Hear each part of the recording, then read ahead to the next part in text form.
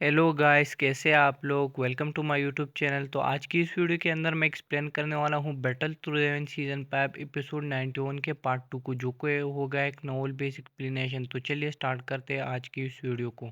Previous video में आपने देखा होगा कि जियान गुम हो गया था, जिसके बाद हमें जियान एक सहरा में दिखाई देता है जो कि अभी के लिए बेहोश पड़ा हुआ था। जब जियान की आंखें खुलती है तो वो कहता है कि इस घटिया वामहोल ने मुझे आखिर भेजा कहा है।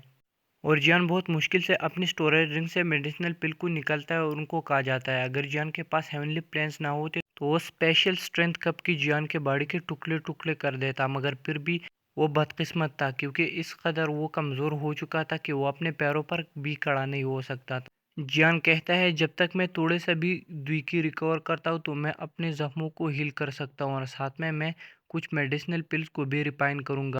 और साथ में मैं उम्मीद करता हूँ कि अभी के लिए मैं किसी म्यूजिकल बीस्ट का खुराक न बन जाऊँ। वैसे तो एक एलाइट डाउजोंग भी मेरा कुछ नहीं बिगाड़ सकता है। कुछ लम्हे बाद जियान का तबीयत फिर से ख़राब होने लगता है, वो फिर से बेहोश हो जाता है। अगली बार जब जियान उठा तो वह एक बहुत बड़े झटके की वजह से उठा, और उस झटके ने जियान के बॉडी को भी काफ़ी दर्द पहुंचाया। जब वो अपने आंखों को खोल देता है तो वो एक सीलिंग को देखता है, जिससे वो समझ जाता है कि वो कहाँ पे है।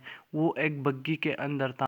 तभी जियान की नज़र उसके बॉडी के ऊपर पड़ती है तो वो देखता है कि जो खून की निशानियां उसके जिस्म पर थी वो मिट चुकी थी, और साथ में उसने कदर सीरीन पहना हुआ था। जियान अपने कपड़ों को देखता है और एक लम्हे के लिए चौंक गया, और अचानक अपनी स्टोरेज रूम को देखने लगता है जो कि अभी के लिए उसकी उंगली पर थी।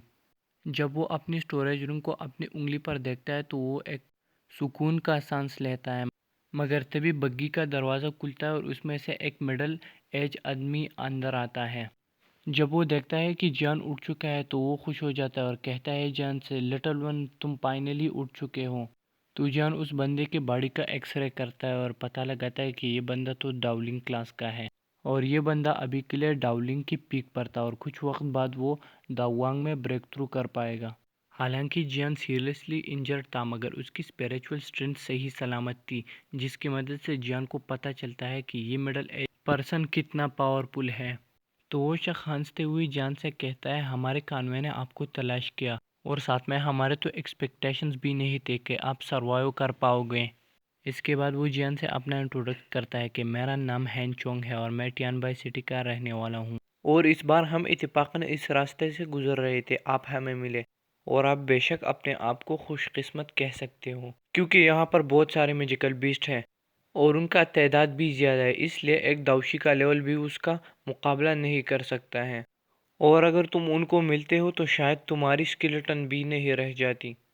ये सुनते जियान बहुत इज्जत और प्यार से हैंचोंग को ग्रीट करता है और कहता है आपके हेल्प का बहुत बहुत शुक्रिया जो आपने मुझे आज रेस्क्यू किया। इसके बाद रात होने वाली थी तो हैंचोंग को कोई पीछे से आवाज़ देता है, अरे जल्दी करो, टेंट वेंट लगाओ।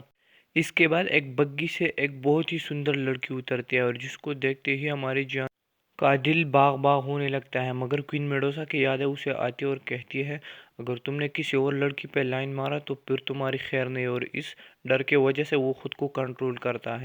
तो हैन क्लैन के लोग भी समझ जाते हैं कि जियान के माइंड में अभी के लिए क्या चल रहा है। इस वजह से वो जियान से कहते हैं अरे सुंदर है ना, सुंदर है। तो जियान कहता है अरे ऐसी कोई बात नहीं है, मैं तो बस वैसे ही कुछ और समझ रहा था।